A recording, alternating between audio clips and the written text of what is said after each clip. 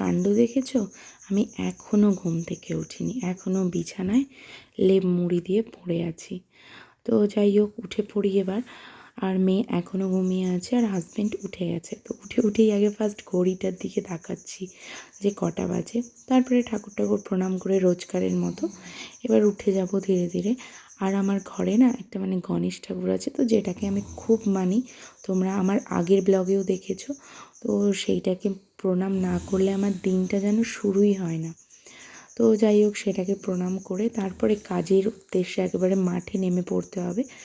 তো উঠেই ফার্স্ট যেটা কাজ করি তো সেটা হচ্ছে ঝাড় দেওয়া। তো আমার ওঠার পরপরেই না মেয়েও উঠে পড়েছিল। তো দেখতে পাচ্ছ পেছনে সাইকেল নিয়ে উঠেই সাইকেল চালাতে লেগেছে।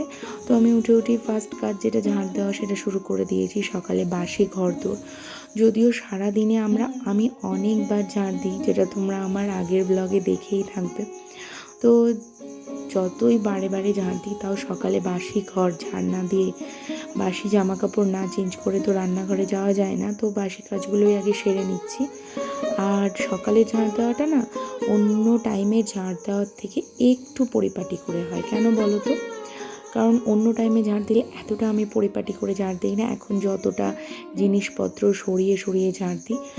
আর যেহেতু ঘরে ছোট বাচ্চা আছে, বা ছোট বাচ্চা থাকুক বা নাই থাকুক, একটু ঝাড় দেওয়া, ঘর মোছা এগুলো পরিপাটি করে করলে না ঘরের কোনায় আরশোলা, মাকড়সা, মশা, মাছি এইসবের উপদ্রব দেখবে অনেকটা কম হয়। তোমরাও করে দেখবে, সব কিছু সরিয়ে, জুতো বলো যাই থাকুক আশেপাশে কোনায় ছোটোখাটো জিনিস সরিয়ে নড়িয়ে ঝাড় দিলে জায়গাটা ক্লিন হয়।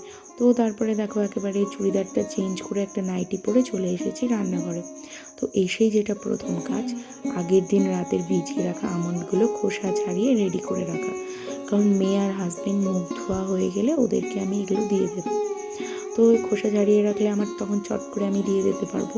আর এখন ওনারা গেছেন দুইজন মিলে ছাদে। তো ছাদে একটু গাছ আছে কয়েকটা, তো গাছগুলোতে জল দিয়ে চলে আসবে। তো সেই ফাঁকে আমি কাজগুলো সেরে রাখছি। এই দেখো বলতে বলতে চলেও এসেছে। তো যাই হোক, তো এখন ওরা মুখ টুক ধোয়াধুয়ি করছে আর আমি ভাতটা বসিয়ে দিচ্ছি। কারণ কি বলো তো, মেয়ের স্কুল নেই, কারণ এটা স্যাটারডে ব্লগ দেখছো। আছে হাজব্যান্ডের মাধ্যমিক পরীক্ষার গার্ড। তো সে কারণে ভাত আর তার সাথে দেখো প্রেশার কুকারে ডিম আর আলু সেদ্ধ দিয়ে দিচ্ছি, কারণ ডিমের ঝোল করব। আগে আমি না কড়াইয়ে ডিম সেদ্ধ করতাম, তো তাতে আমার অনেকখানি সময় লেগেছে। তো এখন এটা রিসেন্ট শিখেছি প্রেশার কুকারে সেদ্ধ।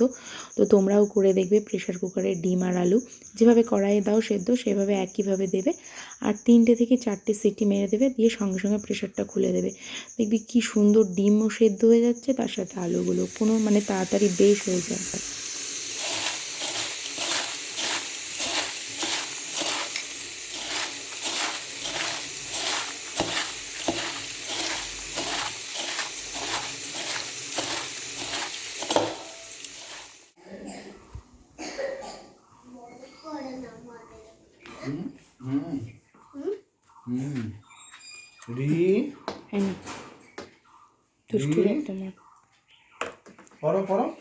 Good morning, good morning, good morning guys, good morning, welcome back to my channel.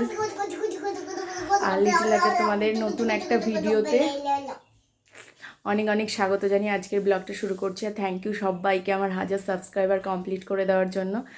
অনেক ধন্যবাদ আমাকে এতটা সাপোর্ট করার জন্য, এতটা ভালোবাসার জন্য।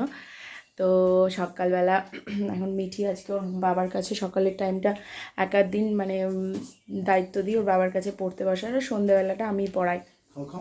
তো মাধ্যমিকের ডিউটি পড়েছে হাজব্যান্ডের। তো এখন রান্না করছি, কারণ 11টার মধ্যে বেরিয়ে যেতে হবে। তো এখন রান্না করছি। আর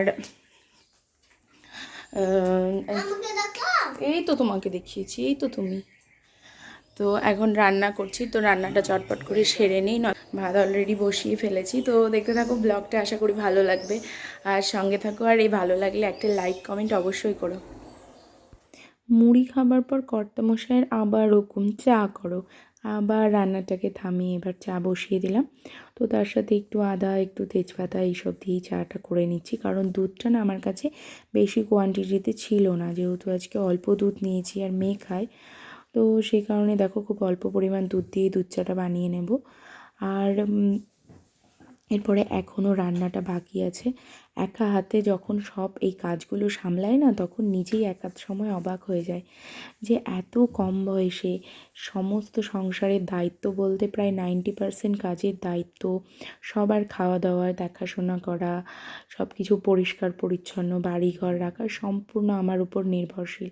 তো আমি সামলাই কী করে, তো সেইটা ভেবে নিজেকেও অবাক লাগে।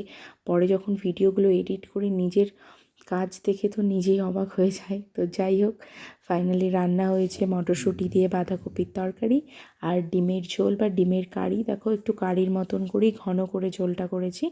আর যেহেতু কুলের সিজন, কুল আর টমেটো দিয়ে চাটনি। এখন নাচ করতে ইচ্ছা করছে?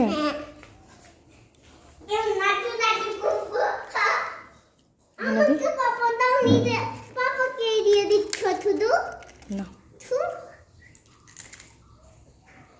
খাও। ভালো হয়েছে ডিমের ঝোলটা?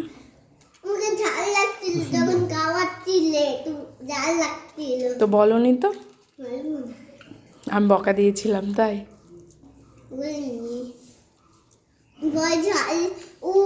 তুমি শুনতেই পাওনি করতে করতে। তো এবার রোজকার মতো বাবাকে প্রণাম করে বেরিয়ে গেল। যে তোমাদেরকে তো বললামই মাধ্যমিকের কার্ড আছে, তো সেই কাজের জন্য বেরিয়ে গেল। তো সেইটাই আমি দাঁড়িয়েছিলাম, তো আমাকে টাটা করে চলে গেল। তো যাই হোক, এরপরে শাশুড়ি মাও স্কুল, যেহেতু স্কুলে জব করেন, তো এরপরে আজকে যেহেতু স্যাটারডে, মেয়েও তো বাড়িতে থাকে না, তো স্যাটারডেতে মেয়ের ছুটি, তো মেয়ে আর আমি। তো এবার আমি যেহেতু রান্নাবান্না হয়ে গেছে, একটু ক্লিনিংয়ের কাজে লেগে পড়েছি। তো এই খাটের কোণগুলো দেখছো না, এগুলো তো সচরাচর ঝাড় দেওয়া হয় না। তো প্রচুর, যখনই জানলাটা খুলছি মশারি তোলার পর সকালবেলা, তো এত মশা ভনভন করে বেরোচ্ছে। তো আজকে সেই জায়গাগুলোই একটু ডিপলি ক্লিন করে নিচ্ছি। তো এই কাজগুলো যদি সপ্তাহে একদিন করে করা হয়, তো দেখবে অনেক উপদ্রব কমে যায়। তো ইদানিং আমি সপ্তাহে একদিন বা দুদিন, মানে যখনই সময় পাচ্ছি, তো এইভাবে পরিষ্কার করার চেষ্টা করছি। আর এই সময় যেহেতু একটু একটু করে গরম আসছে, তো মশার উপদ্রবটা ভীষণই হয়েছে। তো বিছানার ওই সাইডটা পরিষ্কারের পর চলে এসেছি একদম সোফায় উঠে কাঁচগুলোকে কলিং দিয়ে দিয়ে ভালো করে মুছে নিচ্ছি। ইদানিং এই কাঁচের উপরে মেয়ের অত্যাচার এত বেড়েছে, বারে বারে এই কাঁচগুলোকে খুলবে আর ভেতরে পুতুলগুলো ভরা আছে, ওগুলোকে বার করবে, খেলা করবে, আবার রাখবে। তো সেই হাতের স্পট পড়ে পড়ে না কাঁচে ভীষণই একটা কেমন দাগ পড়ে গেছে। তো সেগুলোকেই আজকে কলিং দিয়ে, যেহেতু একটু ফাঁকা আছি আজকে, স্কুল নেই মেয়ের স্কুল না থাকলে আমি অনেকটা ফ্রি, তো সেগুলোকেই ক্লিন করার চেষ্টা করছি। এই সংসার আমার, এই সংসারের মানুষগুলো আমার ভারী আপন। তো এই সংসারের কাজগুলোকে যতটা ভালোবেসে আমি আপন করে নেব, তো ততটাই মানে আমার সুবিধা হবে, আমার সংসার শৌখিন হবে। আর যদি কাজকে আমি হেডেক মনে করি, তো সেই সংসার সত্যি বলতে কোনো দিনই সুখের হবে না। আর বাড়ির মানুষগুলো বাড়ি ফিরে যদি দেখে বাড়িঘর নোংরা হয়ে পড়ে আছে, কি খাবার দাবার রেডি হয়নি, তো তাদের তখন মজা খুব। আজকে স্কুল নেই, আজকে মনের মতো মজা করে খেলা হচ্ছে।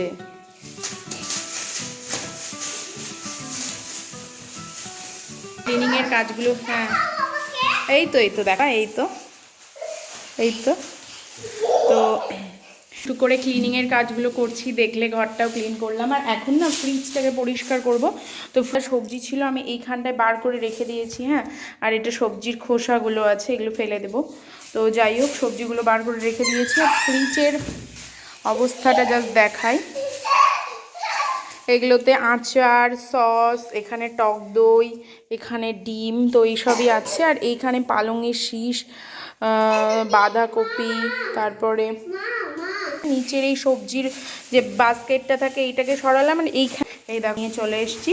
এই সার্ফের জল দিয়ে আজকে পুরো ফ্রিজটাকে আমি ক্লিন করে দেবো। আর এইদিকে একজনের অবস্থা দেখো কেমন হামাগুড়ি দিয়ে কী করছে। তো যাই হোক, আমি কাজবাজ করে নিই, তো দেখতে থাকো।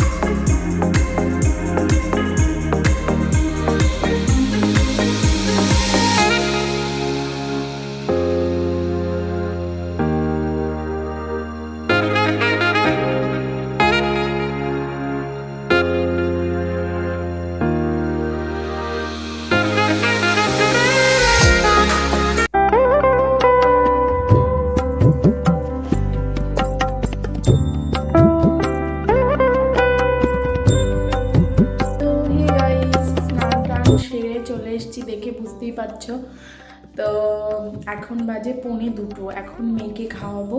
আর কি বলো তো, স্নান করার পর না আমার আর এনার্জি থাকে না, তখন মনে হয় কতক্ষণে এবার খাওয়া দাওয়া মানে করে বিছানায় উঠি।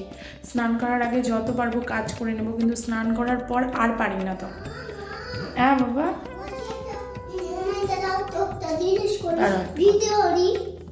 তো এখন মেয়েকে খাইয়ে নেব, তো তারপরে একেবারে পরে আসছি। তো টাটা। একদম এটা ইভিনিং টাইম, সন্ধ্যাবেলা ছিল মিঠির ড্রয়িং। তো ড্রয়িংয়ে ওর বাড়িতেই তো যেহেতু টিচার আসে, তো ওরই একটা স্কুলের ফ্রেন্ড, একসাথে ওরা দুজন মিলে শেখে। তো ড্রয়িংয়ের পর দুজনকেই চাউমিন বানিয়ে রেখেছিলাম, তো সেটাকেই আমি দুজনকে খেতে দিলাম। তো ওটারই একটু ছোট্ট একটু ভিডিও নিয়েছি। তো যাই হোক, তারপরে আর ভিডিও করা হয়নি, একেবারে চলে গেছি রাতের ডিনারে। তো ডিনারে আজকে আমার শাশুড়ি মা বানিয়েছিল ইউটিউব দেখে পান্তুয়া। তো সত্যি দারুণ হয়েছিল। বাঙালি রান্নাঘরে কত কিছুই না হয়, মিষ্টি থেকে বিভিন্ন রকম আইটেম। তো এখানে আলু মটরশুঁটি দিয়ে তরকারি। তো তারপরে দেখো হাজব্যান্ড মেয়ে খাচ্ছিল। তো এই ভিডিওটা এখানেই শেষ করছি, আর বড় করছি না বন্ধুরা। ভালো লাগলে like comment share and subscribe করতে ভুলো না। আবার দেখা হচ্ছে নতুন কোনো একটি ব্লগে তোমাদের সাথে। তো ঠিক আছে, টাটা, কিপ ওয়াচিং।